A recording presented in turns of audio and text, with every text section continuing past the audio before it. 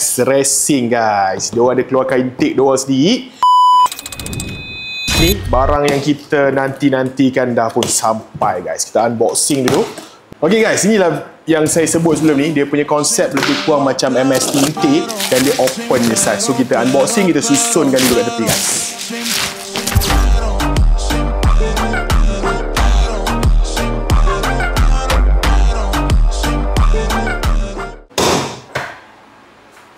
Okay guys, yang depan korang ni kita dah tukar pada MST intake. Jadi untuk hari ni kita just buka yang MST. Kalau kau nak tengok macam mana kita orang disassemble yang original punya intake, ada kat video yang sebelum ni guys. Kita kena longgarkan skru yang sebelah belakang ni untuk cabut atau asingkan intake yang sebelah depan ni daripada pipe yang sebelah belakang. Untuk Max Racing guys, dia punya pipe akan mula daripada sini. Jadi sebelah belakang korang tak perlu tukar. Kalau korang ada yang original intake, jadi korang tak perlu susah nak kena buka yang sebelah belakang macam saya punya video sebelum ni. Korang just buka terus daripada depan ni. Longgarkan sini dan terus cabut yang sebelah depan.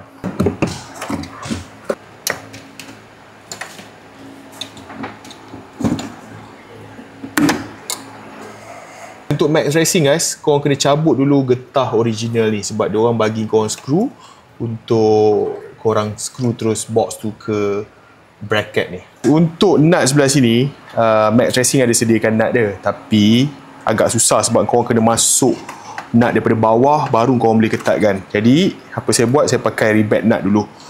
Letakkan ribat nut kat sini supaya senang korang nak maintain, nak buka ataupun nak guna lepas ni. Untuk yang sebelah sini, korang masukkan skru daripada bawah slow-slow. Kemudian korang letak nut kat sebelah atas.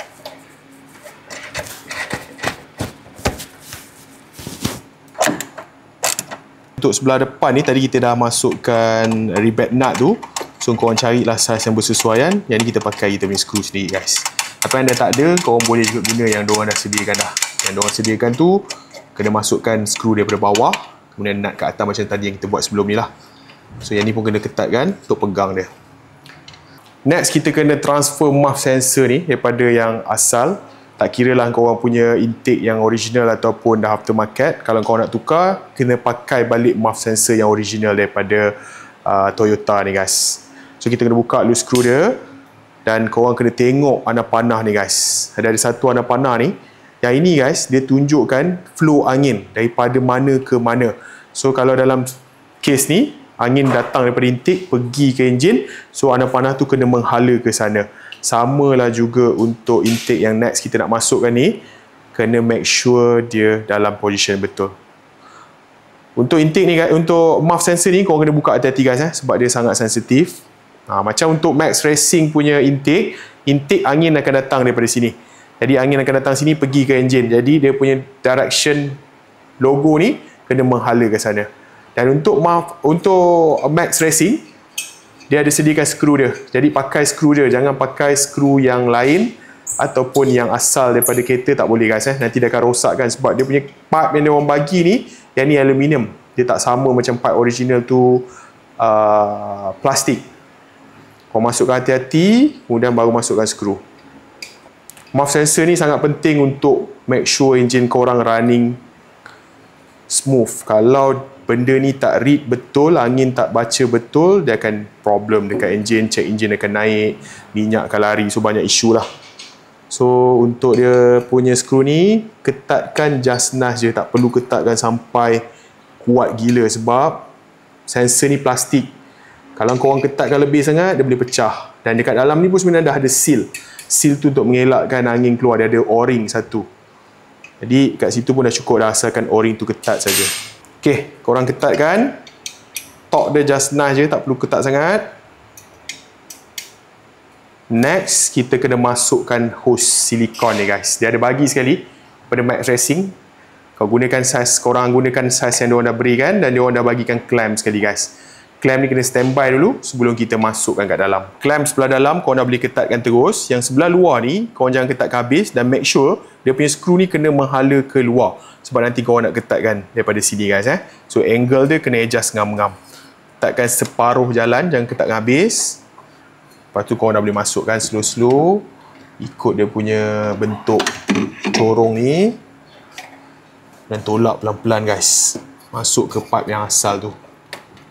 Next, kita kena masukkan dia punya soket balik. Ni jangan lupa guys, kalau tak pasang tak jalan guys. Filter yang Max Racing provide sekali dalam kit diorang, so korang boleh terus plug and play dekat diorang punya pipe intake ni guys. Just masukkan je, tolak lagi. Oh, jangan masuk sangat guys, dia ada dia punya lekuk tu sampai situ je.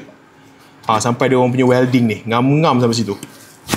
Make sure bawah semua align, baru korang ketatkan guys. Ni hasil dia lepas kita pasang. Lebih simple sebenarnya daripada MST intake. Senang gila nak pasang kalau compare dengan kit yang saya review sebelum ni. Yang ni lebih senang untuk DIY kat rumah, senang nak pasang, dan saya jamin bunyi dia mesti lagi padu guys. Kita start tengok macam mana bunyi dia guys.